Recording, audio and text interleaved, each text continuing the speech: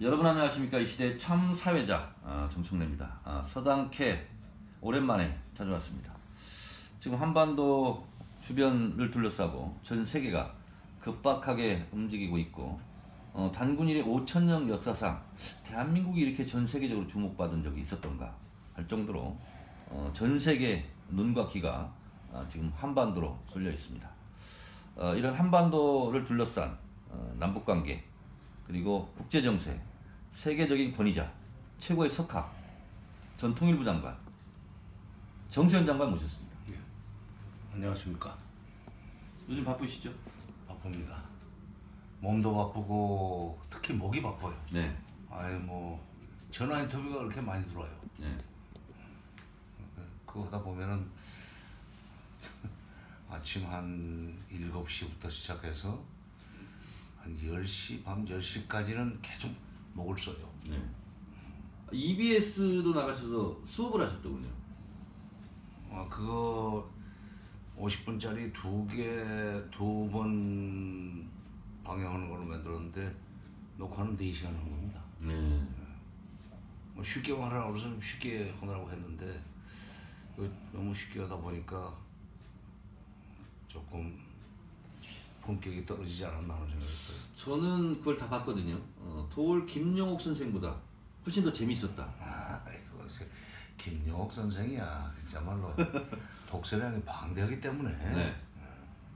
인용하는 그걸 보면은 동서고금을 그냥 종횡무진으로 누비지 않습니까? 근데 우리는 그 정도 안 되죠. 도올 선생은 독서량이 많을 수 있는데 장관님은 독설량도 또 많지 않습니까? 독설. 내가 또 독설 갑니까? 아니 통일 문제 이런 거에 대해서 보수 세력에 맞서서 혼자 지금까지 외치고 주장했던 그건 좀 혼자만 그쪽에 대해서 좀 독하게 비판하죠. 네. 천지분간 못하는 소리라는 이런 얘기 막 하는 거지. 네. 뭐 뉴스공장도 가끔 나가시고 JTBC도 나가시는데 뉴스공장은 앞으로 나가지 마세요. 왜? 김어준 좀 뭘 잘 모르고 질문하잖아요, 좀. 아유, 그 정도 되면은 훌륭해요. 훌륭해요? 그래도 하지 마세요. 아이고, 헤어스타일이 좀 마음에 안 들어서. 헤어스타일. 네. 저는 이건 앞에 계셔서 하는 말씀이 아니고 정세현 장관님의 인터뷰는 제가 원문으로 항상 정독합니다. 그래야 저도 방송 나가서 아는 척을 할 수 있기 때문에 그런 면에서 저는 셀프 정세현 장관 문화생이다 그렇게 생각합니다. 문화생은 수업료를 내고 배우는 건데 지금 수업료를 받은 적이 없어 내가. 오늘 저녁은 제가 쏘겠습니다. 아니요, 그 서기로 있고 받은 건 지금까지 지금 믹스 커피 한 2잔밖에 안 먹었어. 물 2잔하고. 물 2잔. 장관님 제가 지금 물 먹이고 있습니다. 그래. 네. 본론으로 들어가서요. 예. 함경도 길쭉은 풍계리 핵실험장을 폐쇄하겠다. 오늘 전격적으로 발표했습니다. 이 의미는 뭐죠? 지금 비핵화 문제를 놓고 미국과 협상을 해야 되는데 네. 북미 정상회담의 핵심 의지는 비핵화입니다. 네. 북한의 비핵화인데 그 비핵화의 의지를 소위 물리적으로 보여줌으로 해서 네. 미국 쪽에서 비핵화에 대한 대가로 내놓아야 될 이런 이 조치, 예를 들면 이제 북미 수교, 네. 그다음에 또 그 53년 7월 27일 날 체결된 정전협정, 휴전협정이라는 거죠. 정전협정을 대체할 평화협정 이런 거에 대해서 미국이 좀 속도감 있게 대책을 만들어서 북미 정상회담에 나오라는 사인입니다. 네. 그런데 보통 지금까지의 국가 간 정상회담을 하면 보통 비공개 정상회담을 하고 사전에 비밀, 사전 뭐 입맞춤이라고 할까? 사전 조율을 하고 그 다음에 두 정상이 전격적으로 발표하는 이런 형태를 취했는데 지금 양상은 완전히 달라요. 트럼프 대통령은 트럼프 대통령도 트위터로 막 그 중대 발표를 하고 있고 또 김정은 위원장은 남북 정상회담 일주일 앞두고 지금 전격적으로 발표를 했거든요. 왜 이러죠? 바빠요. 김정은 그 핵심은 북한이 지금 비핵화를 통해서 미국으로부터 받아내려고 하는 뭐 반대급 불화과 보상 이것이 굉장히 소중하고 그것이 자기네 국내 경제적으로 또 정치적으로 큰 도움을 줄 거기 때문에 그것을 이제 받아내기 위한 일종의 사전 정지 작업이죠. 그러니까 지금 김정은 위원장이 좀 바빠요. 네. 어떤 의미에서 바쁘냐면 김일성 때도 못했고 김정일 때도 못했던, 그러니까 김정은 위원장 입장에서 볼 때는 할아버지도 아버지도 못했던 소위 북한 2,500만 주민들에 대해서 한 그 경제적 시해 이걸 자기가 해주겠다는 얘기죠. 나는 그래서 김정은이 이번에 그 미국하고 그 트럼프 대통령과 빅딜을 하면서 빅딜을 한 결과로 이제 비핵화하고 북미 수교까지 이끌어내면 그러면은 본격적인 개방 계획이 시작될 텐데 개방 계획이 시작이 돼서 북한 경제가 빠른 속도로 좋아지면 그건 김정은은 북한의 등소평이 됩니다.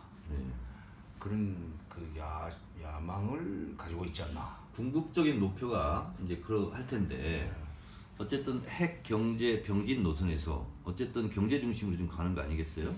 자, 근데 제가 궁금한 것은 지금까지 정상회담과 그리고 빅딜 이런 방식이 아니라 먼저 카드를 내놓고 우리는 이만큼 하겠다 뭐 이런 걸 지금 얘기하고 있는데 북한이 얼마 전까지만 하더라도 동보적 단계 이런 걸 얘기했어요. 그러니까 이제 중국의 쌍계 병행처럼 기차가 가면은 동시행동.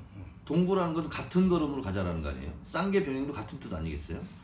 자, 그런데 지금 ICBM 앞으로 발사하지 않겠다. 그리고 핵실험하지 않겠다. 풍계리 폐쇄하겠다. 이거는 남북 정상회담이나 북미 정상회담 때 협상의 지렛대로 사용할 수도 있는 건데 미리 이렇게 패를 까는 이유가 뭐라고 생각하세요?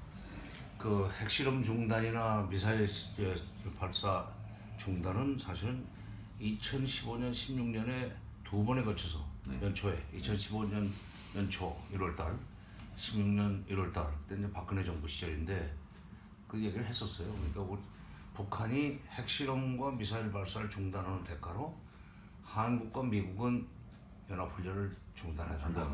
쌍중단. 쌍중단이지. 사실 그 이제 나중에 왕리가 쌍중단이라고 번역을 했지만 16년에도 똑같은 얘기를 했습니다. 근데 두 번 다 그때 박근혜 정부 시절이니까 그 택도 없는 소리 하지 마라. 그리고 이제 미국에서 나온 논리지만은 우리가 그것을 답습해서 썼는데 한미 연합훈련은 합법적인 거고 그다음에 공격적인 것이 아니다. 방어적인 거다. 그러니까 합법적인 것에 반해서 한미연합훈련이 합법적. 북한의 핵실험과 미사일 발사는 불법적이다. 어떻게 합법과 불법을 같은 값으로 바꾸자고 하느냐 하는 식으로 해서 그걸 거절했는데 이제 중국의 입장에서 볼 때는 합법과 불법의 논리는 그것은 원당치 못하다. 말이 안 되는 거지. 아주 인수격에서 그렇지. 내로남불이지. 네. 그냥 우리 쪽에서 하는 것은 합법이고 상대 측에서 하는 건 불법이라고 하는 것은 적절치 않은 거죠. 근데 그 외교나 국제정치에서는 그건 말이 안 되는 겁니다. 그러니까 국내 정치에서는 돼요, 그게. 네. 국내 정치용으로. 국내 정치용으로. 그런데 지금 그거를 좀 먼저 좀 북한이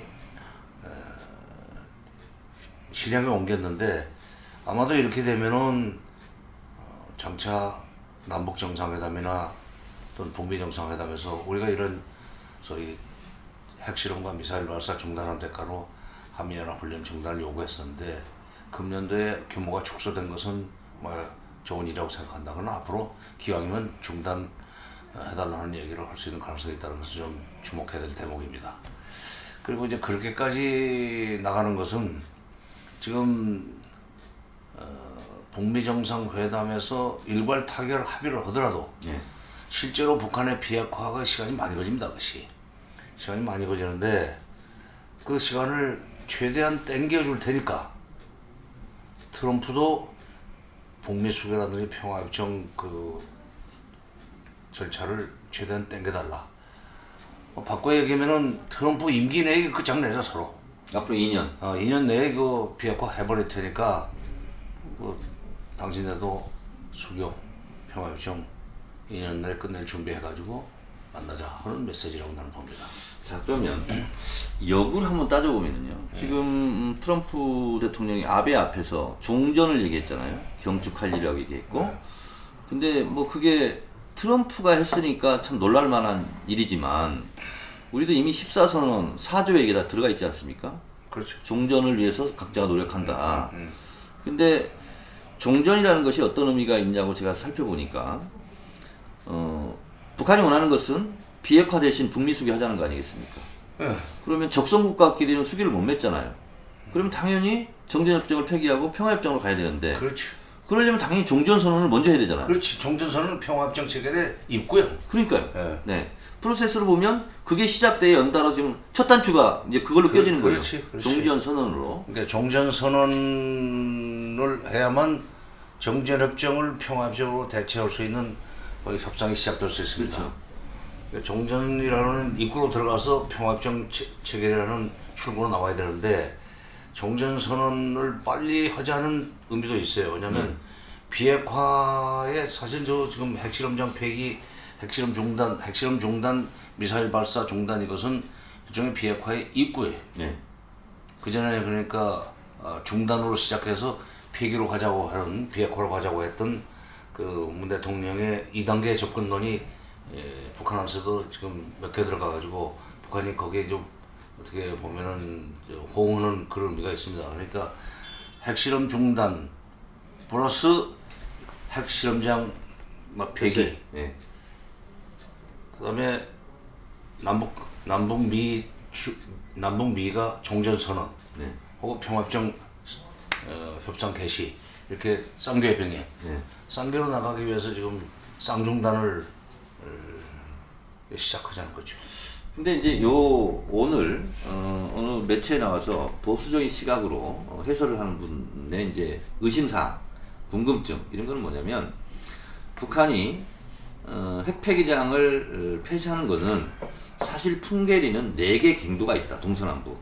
3개는 이미 썼고 핵실험을 더 이상 할 수 없기 때문에 기왕에 이렇게 없앨 시설을 폐쇄한다고 생생내는 거 아니냐 이렇게 주장도 하더군요. 뭐 이게 의심을 하기 시작하면 뭐 끝이 없어요. 네. 근데 어쨌건 저거는 폼페이오 뭐 국무장관 내정자 전 CIA 국장이 평양에 다녀오지 않았어요. 네. 4월 3일 날 만난 거죠. 네, 그래요. 그 폼페이오 국장의 방북 과정에서 아마 트럼프 대통령이 주문을 한 걸 겁니다. 먼저 뭔가 좀 행동을 보여라. 성의 표현해라. 그러니까 비핵화 의지를 좀 확인하고 싶다. 말로는 안 되겠고 그러니까 행동으로 좀 보여라. 근데 이제 핵실험 중단, 미사일 발사 중단 같은 것은 앞으로 하지 않으면 그게 이제 입증이 되는 거지만 지금 당장 가시적으로 확인할 수 있는 것은 핵실험장 폐기. 현찰을 보여달라. 네, 그렇죠. 네. 그거는 이제 바로 위성사진으로 나올 겁니다. 네. 그러니까 어차피 지금 폐기 이제 수명을 다 한 실험장이기 때문에 없었다고 하는 식으로 해석한다면은 앞으로 아무것도 믿을 것이 없어요. 그러나 그 정도 성의를 보이면은 앞으로 실제로 북미 정상회담 이후 북핵 문제를 둘러싼 실무 협상이 벌어졌을 때 북한이 상당히 적극적인 자세로 나올 수 있다고 하는 것을 이제 얘기해도 뭐 틀리지 않을 겁니다. 또 하나의 네. 보수 진영의 이제 의심하는 시각은 뭐냐? 북한이 이미 핵무장 국가이다. 그리고 핵무기가 있다.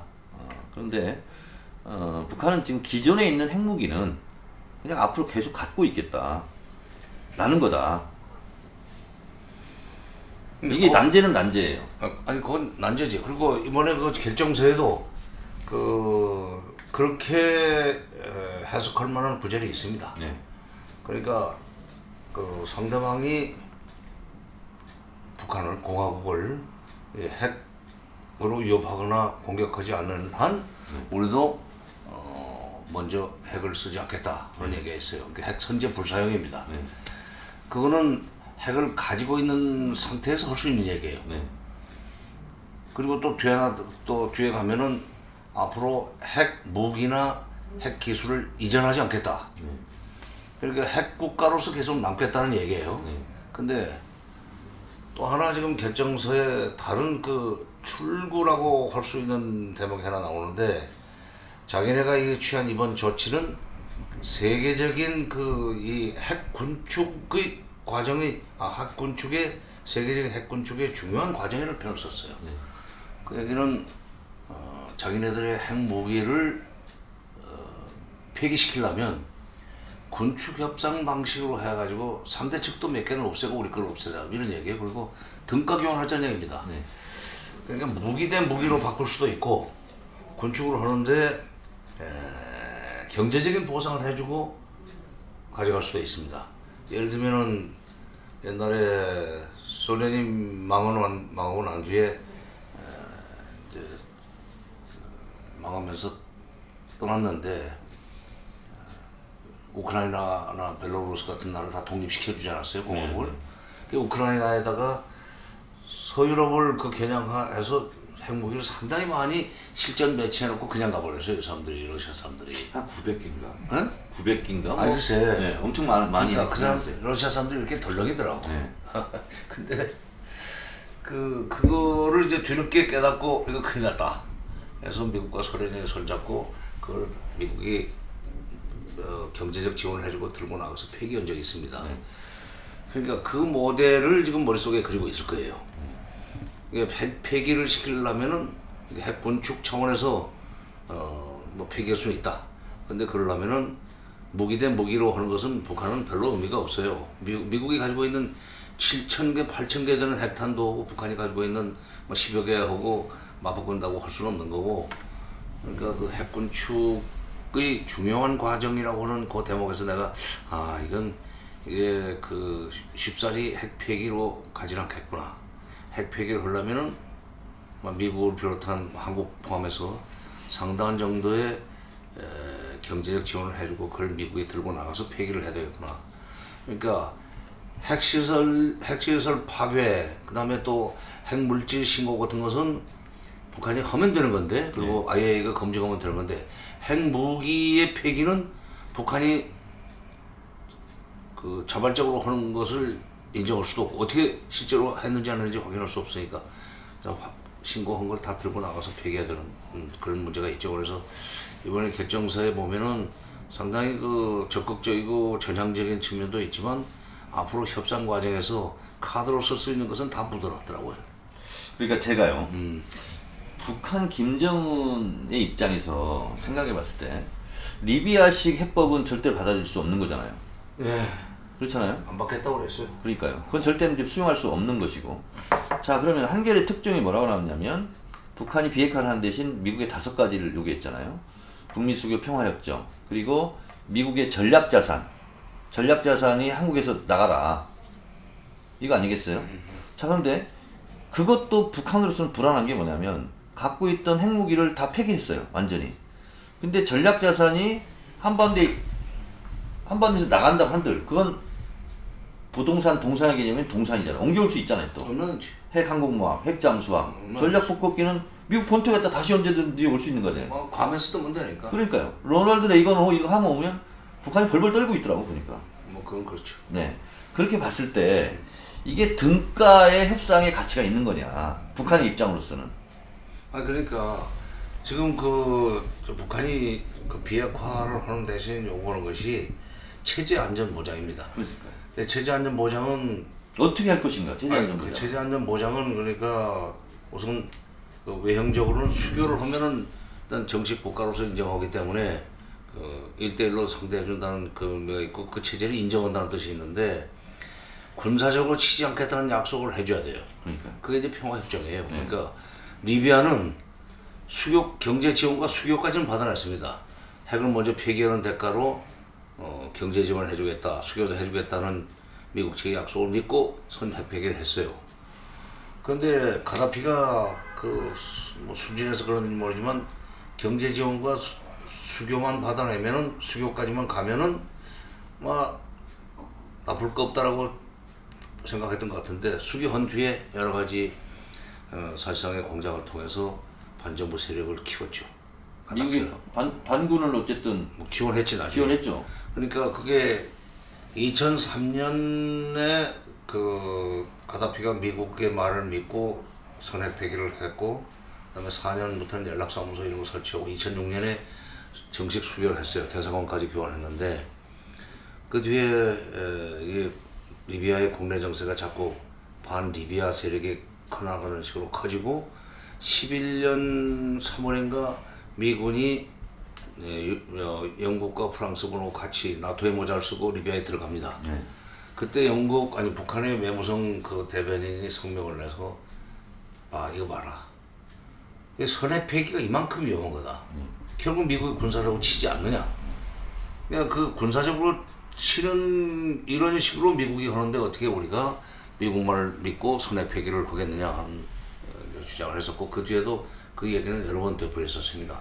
그러니까 지금 북한은 비핵화는 해주겠다, 할 수 있다. 근데 치지 않는 보장 속에 군사적으로 치지 않는다는 약속을 분명히 하라. 이 약속을 어떻게 믿냐는 거지. 약속을 믿는 게 그게 평화협정을 체결하고 그걸 주변 국가들이 그걸 보장하는 식으로 하면 그게 이른바 그게 평화 체제인데, 그렇게 해서 관련국들이 다 그걸 보장해달라는 얘기예요. 이번 결정서에도 관련국들과 계속 협조하겠다는 얘기가 있어요. 그러니까 그러니까 제가 한 번 더 들어가서 의심을 더해서 질문을 드리면 이런 거죠. 북한의 입장으로는 저는 심연의 생각까지 저는 다 할 수 있다고 보는데, 자, 예를 들면 이런 거예요. 오바마 대통령이 이란하고 핵 협상을 했어요. 그런데 정권이 바뀌었어요. 트럼프가 최악의 협상이다, 추가 요구를 해요. 그러니까 제네바 협정이 깨진 것도 처음에 북한의 핵시설을 사찰하기도 했던 건데, 추가로 막 요구하니까 북한이 우리가 패전국이냐, 우리는 뭐 패전국 대우하는 거냐, 기분 나쁘 못하겠다, 걷어찬 거 아니에요? 그래서 북한으로서는 아니 지금 트럼프 대통령이 우리한테는 보장하고 평화협정도 맺고 수교도 맺는데 정권이 바뀌어서 다음 대통령이 걷어차면 어떻게 하냐, 이런 문제가 있을 수 있잖아요. 글쎄, 그렇죠. 근데 이제 이란이라는 미국과 이란 사이의 그 핵협상이라는 것은 조금 지정학적인 맥락에서 한번 좀 북한 거하고 비교할 필요가 있습니다. 이란은 지정학적으로 좀 불리해요. 네. 북한한테는 중국이라는 배후가 있습니다. 네. 지리적으로 바로 붙어 있잖아요. 그리고 세계 제2의 군사 대국이거든. 네. 그러니까 미국이 그냥 오바마 대통령 때 체결한 이란 핵협상 그 결과를, 핵협정을 트럼프 대통령이 뒤집을 수 있는 여지가 있는 게, 쳐도 이란을 때려도 그걸 편들고 나설 수 있는 지리적으로 연결되어 있기 때문에 우방국이 없어요. 우방국 배후국가가 없어요. 그러니까 그런데 북한의 경우에는 미국이 군사적으로 북한을 공격하면은 그 불똥이 바로 동북 삼성 만주를 튀기 때문에 뭐 자동 개입을 하게 됐습니다. 그러니까 뭐 동맹 조약이고 61년에 체결한 조종 동맹 조약 때문에 들어오는 게 아니라 바로 그것이 만주대로로 불똥이 튄다. 그래서 6.25 전쟁 때도 평원선, 미군이 평원선 북쪽까지 올라가니까 자동으로 개입한 거 아니에요. 그때 68년 전에 50년 10월 25일 날인가 그날 들어왔는데, 그때 중국이라는 것은 미국에 비하면 군사적으로 형편없이 열세에 있는 나라였었는데도 불구하고 하여튼 인해 전술로 들어왔단 말이죠. 그러니까 지금 중국이 세계 제2의 군사 대국이 돼 있는 상황에서, 더구나 이 동아시아 지역에서 미국의 일거수일투족에 신경을 쓰면서 군사적으로 경제적으로 견제를 하고 있는 마당에 북한은 자동적으로 빽이 생긴 거예요. 그래서 미국이 한번 체결된 소위 평화협정이라든지 이런 것을 깨고 군사적으로 행동하려고 하면 중국이 나설 겁니다. 그래서 요즘 김정은 위원장이 시진핑 그 위원장을 가서 만나고도 왔지만 숭타오 국제부장이 작년에 왔을 때는 만나지도 않았던 그 사람을 여러 번 만나고 중국의 환심을 사기 위해서 여러 가지 노력을 많이 하는 게 앞으로 미중 협상 과정, 협상 결과로 나온 것을 미국이 깨려고 할 때 중국이 옆에서 그 막아줘야 된다 하는 보호자 노릇을 해줘야 된다는 그런 취지에서 이렇게 중국을 지금 일단 자기 편으로 끌어들이는 것 같습니다. 네. 그러니까 제가 리비아나 이란 말씀을 먼저 드린 이유는 이란하고 북한하고 다르고 또 리비아 같은 경우는 사실 운반체가 없었잖아요. ICBM 같은 경우. 그러니까 미국 본토에 대한 직접적인 위협성이 없기 때문에 협상력은 뭐 북한보다는 낮아질 수밖에 없고 또 주변 배후 국가가 없으니까 그렇긴 한데 그런 면에서 봤을 때 김정은 지금 국무위원장이 시진핑과의 관계 복원이 급속도로 진행되고 있고 시진핑이 다시 또 평양까지 간다는 거 아니겠어요? 자 그러면 북한하고 중국도 뭐 별로 사이가 안 좋았고 뭐 옛날 소련, 북한하고 소련도 뭐 그렇게 좋은 사이는 아니었잖아요. 근데 북한과 중국 사이가 또 변할 수도 있는 거 아니에요? 아, 다시 좋아진다고? 아니 그러니까 중국과 북한이 지금은 서로 협력하고 좋아지는데 언제 또 틀어질지도 모르는 거 아니겠어요? 아, 그건 그렇죠. 네. 아, 그건 그렇죠. 그러면 북한과 중국도 뭔가 움직일 수 없는 불가역적인 뭘 맺어야 되지 않겠어요? 근데 그 무슨 조약 형식으로 하는 것보다는 지리적으로 붙어있기 때문에 그러니까 먼저 치는데 저 북한하고 중국이 같이 움직일 수는 없어요. 네. 그러나 미국이라든가 미국의 동맹 세력들이 북한 지역으로 군사적인 행동을 하기 시작하면은 그건 자동적으로 나올 수밖에 없습니다. 조약이 없어도. 북한은 그걸 믿고 있는 거지. 자 그러면 또 다른 각도에서 아니 중국도 네. 그 아무리 북한이 미워도 네. 북한이 아무리 미웠고 참 얄미워요. 말 안 들어요. 말 안 듣고 그렇지만 그래도 그 북한이 중국한테 군사적 공격을 당하는 경우에 그 불똥이 바로 자기네 압록강 두만강 건너 자기네 그 동북 삼성을 휜다는 것 때문에 절대로 손 놓고 있을 수가 없습니다. 네. 그건 어쨌든 뭐 종이 서류에 서명하지 않더라도 협정을 맺지 않더라도 그럴 수밖에 없는 관계다라는 그렇죠. 것은 제가 이해를 했고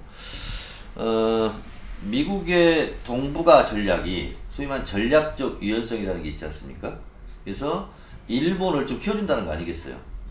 그럼 이번에 이 1년의 정상회담 과정 속에서 물론 아베가 자기 국내 정치용으로 뭐 트럼프한테 거의 달려가다시피 해서 갔는데 미국이 일본을 앞세워서 할 수 있는 건 뭐가 있을까요?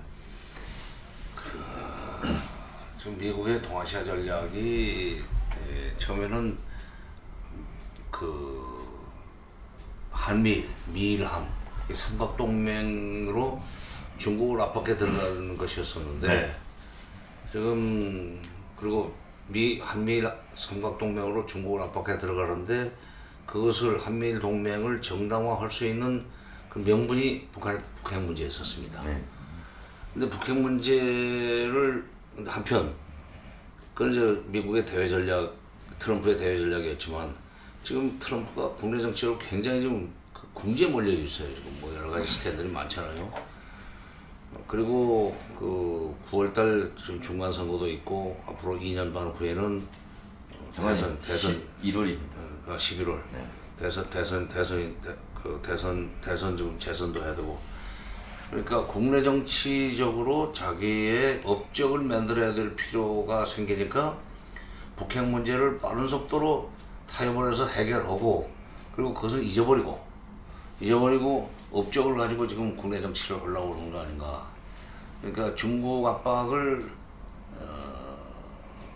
말하자면 포기했다고는 그렇지만 그전처럼 그렇게 세게 할 필요가 없다. 그러니까 미국의 동아시아 전략이 바뀌었다. 지금 단계에서는 변경됐다. 변경되고 있다. 변경되고 있다. 네. 그래서 일본의 어떤 이니셔티브를 주려고 했던 것은 잠시 의미가 없어졌다. 그리고 그 아베도 우선 흔들리고 있으니까 예. 아베가 흔들리고 있기 때문에 트럼프가 아베를 밀어가지고 지금 동북아시아에 긴장을 조성하고 여기서 미국이 그동안에 노려왔던 헤게모니를 계속 유지하는 것인데도 지금 별로 도움이 안 되게 됐어요. 한편 중국이 한때는 태평양을 미국과 반반 나눠 쓰자는 식으로 좀 도전을 했었습니다. 2013년 6월 달에 당시 시진핑이 오바마 대통령 같아서 그 얘기를 해가지고 미국이 거기에 놀래가지고 피벗 투 아시아, 아시아로 회귀, 또 리밸런싱 아시아, 아시아 재균형 정책을 추진하면서 그 오바마 때부터 한미일 삼각동맹으로 중국을 이제 포위에 들어가려고 했었는데 지금 일본이 저렇게 힘을 잃고 있고 그 다음에 북핵 문제가 의외로 지금 생각했던 것보다 김정은의 협조로 빨리 풀릴 것 같으니까 차라리 해결하고 자기는 국내 정치에서 업적을 좀 만드는 게 좋겠다. 한편 중국은 처음에는 그렇게 생각을 했었는데 지금 1대1로 정책을 통해서 지금 유라시아 전체를 중국의 경제권으로 만들려고 하는 거 아닙니까? 1대1로. 그걸 위해서 지금같이 AIIB, 그 아시아의 인프라 무슨 개발은행까지 만들어 놓고 영국 돈 끌어들이고 뭐 독일 돈 끌어들이면서 우리 돈도 거기 들어가 있지만 그러니까 이 AIIB라고 하는 이 금융기구를 만들어 놓고 그걸 중심으로 유라시아 전체 개발을 선도하고 그렇게 해서 중국의 경제적 이 헤게모니를 키워놓고 그 분사적인 헤게모니를까지 발전시키려고 하는 쪽으로 좀 가고 있어요. 시진핑 그렇게 2기로 들어서면서 그러니까 미국 트럼프는 트럼프대로 국내 정치 때문에 중국하고 지금 그 불편한 관계를 잠시 지금 스톱해도 되게 돼 이거 아니 해야만 되고 시진핑 2기로 들어오면서 시진핑은 이제 미국하고 그렇게 해양을 놓고 싸워봐야 승산이 없는 거니까 차라리 어차피 대륙 국가로서 유라시아 대륙을 장악하는 게 낫겠다. 그러니까 미국의 영향하에 있는 유럽까지도 우리가 장악할 수 있지 않느냐. 그게 1대1로거든. 예. 그러면 트럼프로서는 이럴 수도 있겠어요. 우리가 북한하고 폼 잡는 일을 할 테니까 일본 너네는 좀 돈이나 써. 이렇게 갈 가능성이 있지 않을까요? 근데 지금 아베가 계속 집권을 한다는 보장도 없고 네. 그 다음에 누가 이제 일본 총리가 될지 모르지만 일본의 정치 권력이 어느 쪽으로 넘어가냐에 따라서 트럼프의 그런 이 동아시아 정책에 돈을 쓸 수 있을지 그건 지금 알 수가 없죠. 근데 어쨌거나 북미 수교가 이루어지면 아니 그러니까 아베는 북일 수교도 이루어질 수 있잖아요. 그렇죠. 아베는 지금 그 한반도 유사, 그러니까 한반도의 긴장 또는 전쟁 상태가 계속 유지되도록 만들어야 그 헌법 구조, 해외 출병을 금지하고 있는 헌법 구조를 신군국주의 부활. 그렇지.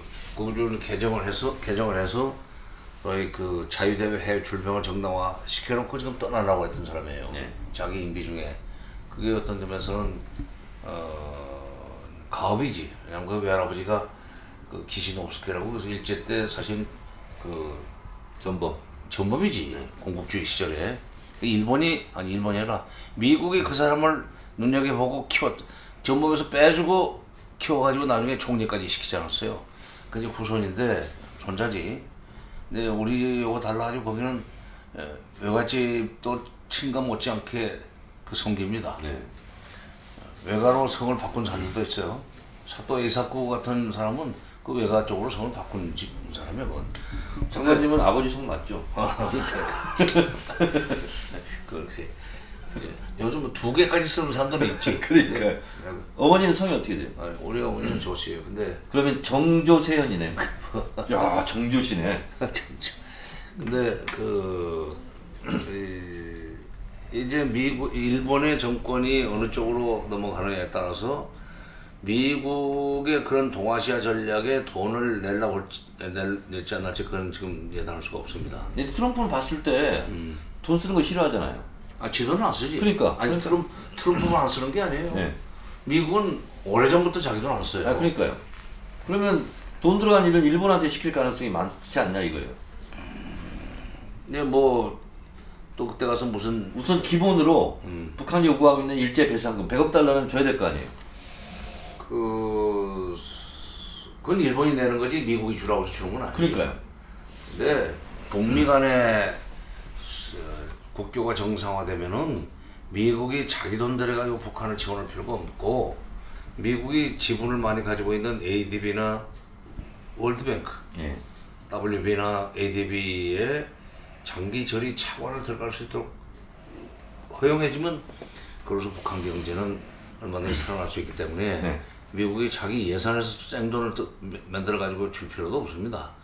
그다음에 일본이 과거사 문제 때문에 북한한테 배상을 하는 액수는 우리는 그때 5억 달러로 끝냈는데 3억 달러 아니었어요? 아니 이제 3억이 있었고 그다음에 이제 2억은 더 차관인가 그렇게 했었죠. 하여튼 전체 5억이었었어요. 김오이라 메모에서. 네, 그렇지. 근데 그것이 지금 현재 가격으로 해서 이제 북한 계산은 좀 달라요.